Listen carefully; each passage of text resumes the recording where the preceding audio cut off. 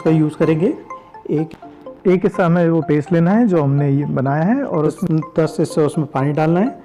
उसको बाल्टी में मिक्स कर लें अच्छे से और इसको 1 दिन छोड़ के यूज़ करें। कोई भी हार्ड चीज़ जैसे प्याज के छिलके वगैरह इसके साथ मिक्स ना करें। यह बहुत सिंपल फर्टिलाइज़र है, इसको 12 महीने आप यूज़ कर सकते हैं और सीडलिंग्स के लिए काफ़ी अच्छा है और बहुत ज़्यादा इफ़ेक्टिव है। ये शायद आपने पहले देखा ही होगा, लेकिन मैं इसलिए बता रहा हूँ कि ये बहुत ही ज़्यादा इफ़ेक्टिव है और इसका मैंने यूज़ कई बार किया है और मुझे काफ़ी अच्छे रिजल्ट्स देखने को मिले। इससे सीडलिंग्स और पौधों को पूरे मैक्रो और माइक्रो न्यूट्रिएंट्स जितने भी चाहिए वो मिल जाते हैं। इसके साथ साथ हमें सीडलिंग को पार्शियल शेड में रखना है या सुबह की 2-3 घंटे की धूप में रखें तो सीडलिंग हमारी अच्छे से ग्रो करेगी।